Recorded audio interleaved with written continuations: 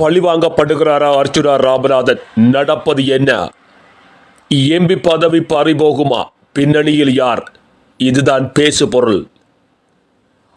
அர்ச்சுனா ராமநாதன் சுயேட்சை குழுவில் போட்டியிட்டு மகத்தான வெற்றியினை பெற்று இருந்தார். இலங்கை தமிழர் வரலாற்றில் அல்லது இலங்கை தமிழர் அரசியல் வரலாற்றில் சுயேட்சை குழுவாக போட்டியிட்டு முதலாவது எம்பியாக தெரிவு செய்யப்பட்டு வரலாற்றிலே சாதனை நிலைநாட்டி பயணித்துக் கொண்டிருக்கின்ற எங்களவன் அர்ச்சுனா இங்கு பெரும் சாதனையை நிலைநாட்டினான்.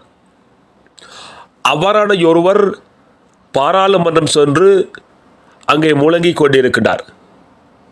அது தவிர கடந்த காலங்களில் எமது தமிழ் அரசியல்வாதிகள் வெள்ளை வேட்டிகள் செய்த பல தில்லு முள்ளுகளையும் லஞ்ச ஊழல்களையும் வெளிக்கொண்டு வந்து கொண்டிருக்கின்றார். இது மக்கள் மத்தியிலே ஒரு வரவேற்பை பெற்றிருக்கிறது. நாங்களும் அதனை வாழ்த்தியும் பாராட்டியும் இருக்கிறோம்.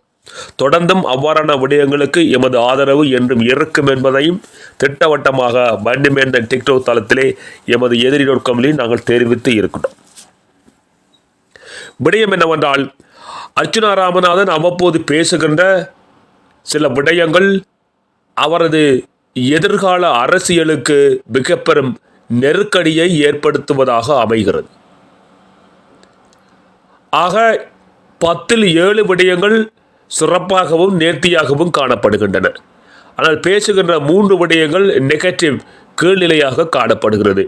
இப்பொழுது அந்த 7 விடயங்களையும் அர்ச்சுனா ராமநாதன் அவர்கள் பேசுகின்ற இந்த 3 கீழ்நிலை விடயங்கள் அவற்றை மூடி மறைத்து இவையே பேசுபொருளாக மாற்றம் பெற்று விடுகின்றன.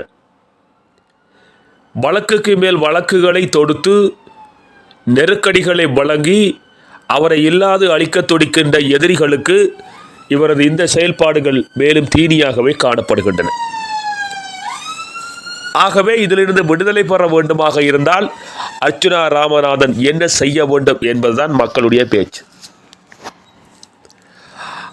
ஐயா சில விடயங்களை மௌனமாக கடந்து சென்றால் அதுவே அவரது ஆளுமையும் சாணக்கியத்தையும் வெளிக்காட்டும். பிரதேனியா பல்கலைக்கழகத்திலே காதலர்கள் செய்கின்ற விடயங்கள், இறுதி யுத்தத்திலே மருத்துவர் சத்குணராயா போன்றவர்கள் செய்த விடயங்கள், அதற்காக அவர் கையாண்ட சொற்பதங்கள் என்பன அவரது நன்மதிப்பை கெடுக்கின்றன. அதே வேளையில் யாழ்ப்பாணம் ஒருங்கிணைப்பு குழு கூட்டத்தில் ஐயா அவர்கள் பேசியிருந்த விடயங்கள் பாராட்டை பெற்றிருக்கின்றன. அதிலும் சில விடயங்கள் கீழிலேயே தள்ளியிருக்கின்றன. ஆக நாங்கள் கூறியது போன்று மிகவும் திட்டவட்டமாக சொல்கிறோம், ஐயா லஞ்ச ஊழலை பேசிக்கொண்டு இருப்பார், கண்டிப்பாக பேசுவார். அதனால் பேசுவதால் தமிழருக்கு தீர்வு கிடைத்து விடுமா என்றால் இந்த கேள்விக்கு நாம் சொல்கின்ற பதில் இல்லை. ஏன்? அரசாங்கத்திலே நிதி இல்லை. பட்டதாரி மாணவர்களுக்கு வேலை வாய்ப்பு கொடுக்க முடியாது. நிரந்தர நியமனங்களை அரசாங்கம் வழங்க முடியாது. காரணம், அரசாங்கத்தினுடைய திரைசேரி காலியாக இருக்கிறது அல்லது தள்ளாட்டத்தில் இருக்கிறது. அப்போ திரைசேரி நிரம்பி இருந்தால்தான் வேலை வாய்ப்புகளை வழங்க முடியும், தொழில் வாய்ப்புகளை மேம்படுத்த முடியும். ஆக வருமானம் இல்லாத நாடு திண்டாடி கொண்டிருக்கின்ற பொழுது திரைசேரி அதனை உள்வாங்காது. பட்டதாரிகள் என்னதான் படித்துவிட்டு இருந்தாலும் அவர்களுக்கான நியமனங்களை வழங்குவது அரசுக்கு நெருக்கடியை ஏற்படுத்தும். ஒருவரை நியமித்து விட்டால் அவருக்கு வேலை வாய்ப்பை வழங்க வேண்டும். அப்படி அந்த வேலை வாய்ப்பை வழங்காவிட்டால் அவர்கள் வேறு தொழிலில் நாடி செல்ல வேண்டிய நிர்பந்தம் அவர்களுக்கு ஏற்படும். வேலைவாய்ப்பை வழங்கிவிட்டால் அரசு வழங்க இருக்கின்ற அத்தனை சலுகைகளும் அந்த ஊதியமும் தொடராக வழங்க வேண்டும். அதனால்தான் அரசுகள் நியமனங்களை கொடுக்க தவறி வருகின்றன, மறுத்து வருகின்றன. பாடசாலைகளில் உள்ள ஆசிரியர்கள் அரசு நிறுவனங்களுடைய வெற்றிடங்களை நிரப்புவதற்கும் பின்னடித்து வருகின்றன. அதனால் அர்ச்சுனா ராமநாதன் அவர்கள் திட்டவட்டமாக சொல்கிற அரசிடம் பணம் இல்லை. பட்டதாரி மாணவர்களை 75,000 அல்லது 50,000 அல்லது 1 லட்சம் ரூபாய்க்கு நீங்கள் வேலைக்கு சேர்ந்து விடுங்கள், வேறு ஒரு வேலையை தெரிவு செய்து விடுங்கள் என மாற்று விடயத்தை சொல்கிறார். ஆனால் ஐயா அவர்கள் சொல்லுகின்ற இந்த விடயம் பட்டதாரி மாணவர்களுக்கு புரிவதில்லை. பாராளுமன்றத்தில் உங்களுக்காக நான் கதைப்பேன், கண்டிப்பாக இதை பேசுவேன். சரி, பேசி அதனால் அவர்களுக்கு வேலை வாய்ப்பு கிடைக்கப்பெறுமா? இல்லை. அப்படி வேலை வாய்ப்பு கிடைக்காவிட்டால் அதை பேசுவதால் என்னதான் நடக்க போகிறது? இல்லை, பேசுவோம், நான் பேசவில்லை என நீங்கள் குறை சொல்லுவீர்கள். அதற்காக பாராளுமன்றத்தில் பேசியிருக்கிறேன், அரசு நடவடிக்கை எடுக்கவில்லை, அதனால் நான் என்ன செய்ய முடியும், என்னிடம் ஏதுமில்லை என ஐயா சொல்லுவார். ஆக இதுக்குள்ளே இருக்கக்கூடிய இந்த உள்ளக அரசியலை புரிந்து கொள்ள வேண்டும். இது ஒரு கண்கட்டி அரசியல் தான். நான் உங்களுக்காக குரல் கொடுத்தேன், பாராளுமன்றத்திலே பேசினேன், உங்களது விடயங்களை எடுத்துச் சொல்லினேன், நீங்களும் பார்த்திருப்பீர்கள். ஆமாம், பார்த்தோம். என்ன செய்வது? அவர்கள் நிதி இல்லை என்கிறார்கள், அரசு பின்னடிக்கிறது. அப்படியானால் என்னில் எதுவும் தவறு இருந்தால் சொல்லுங்கள், நான் பேசினேன். அப்ப நீங்கள் பேசியும் அந்த விடயத்தினை நகர்த்த முடியாவிட்டால் எதற்காக பாராளுமன்றத்தில் பேச வேண்டும்? ஒன்று. பின்னர் எதற்காக நீங்கள் பட்டதாரி மாணவர்களை சந்திக்க வேண்டும்? பட்டதாரி மாணவர்களை சந்திக்காவிட்டால், அவர்களது குறைகளை கேட்காவிட்டால், நீங்கள் பாராளுமன்ற உறுப்பினராக இருக்கிறீர்களே, அப்படியானால் ஏன் நீங்கள் அவர்களை சந்திக்கவில்லை என கேட்பீர்கள். நான் சந்தித்தேன், நீங்கள் அந்த மகஜர்களை ஏற்றுக்கொண்டேன், அதை பாராளுமன்றத்தில் விவாதித்தேன். ஆகவே உங்களுக்காக நான் பேசியிருக்கிறேன். ஐயா பேசிக்கொண்டு தான் இருப்பார், அவ்வளவுதான் விடயம். கடந்த கால வெள்ள ஓட்டிகளும் இதைத்தான் செய்தனர். அவர்கள் பேசுவார்கள், ஆனால் விடயம் நடக்காது. இது ஒரு ஏமாற்று அல்லது கண்கட்டி நடவடிக்கை தான். இது நான் நேரடியாக சொல்லுகின்ற பொழுது சிலருக்கு கோபம் வரலாம், வந்துவிட்டு போக வேண்டும். ஆனால் உண்மை எதுவோ, நிகழ்வு எதுவோ, நடப்புகள் எதுவாக இருக்குமோ அதை நாங்கள் பேச வேண்டும். ஆக அர்ச்சுனா ராமநாதன் பேசிக்கொண்டிருப்பார், நாள்தோறும் தலைப்புச் செய்திகளாக வந்து கொண்டிருப்பார், ஐயா பேசிக்கொண்டிருப்பார், ஆனால் பயனில்லை.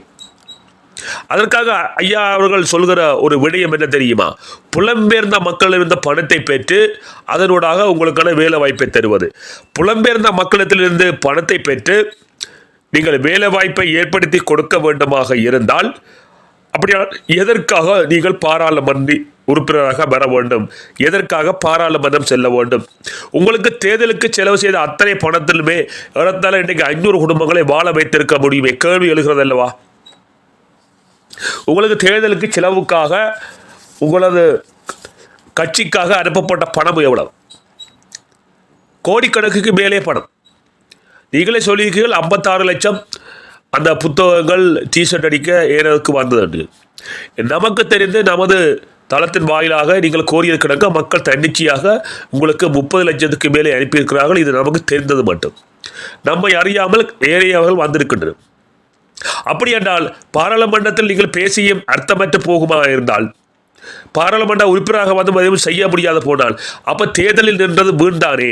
அந்த காசை மக்களுக்கு சேவை செய்திருந்தால் நீங்கள் மக்களோட வாழக்கூடிய ஒரு சமூக சேவகர்களாக இருந்திருக்கலாம் என்கிற கேள்வியும் அந்த கருத்துக்களும் இப்பொழுது சமூக வலைத்தளங்களிலே ஆழ ஊடுருவி இருக்கின்றன.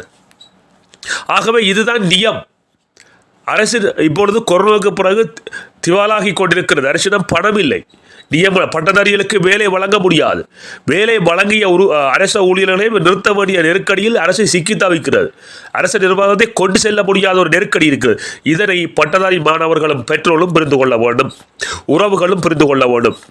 அதை புரிந்து கொள்ளாமல் நாங்கள் பாராளுமன்ற உறுப்பினர்களுக்கு குற்றம் சொல்லி எதுவும் பயனாகாது, அவர்களால் எதுவும் செய்ய முடியாது. அப்படியெல்லாம் என்ன செய்ய? அவர்கள் பேசிக்கொண்டிருப்பார்கள். ஐயா பேசுகிறார் ஊடகங்களை வந்து கொண்டிருக்கும். இது ஏமாற்று நடவடிக்கையாக இருக்கும், அவ்வளவுதான். புரிந்து கொண்டதற்கு நன்றி.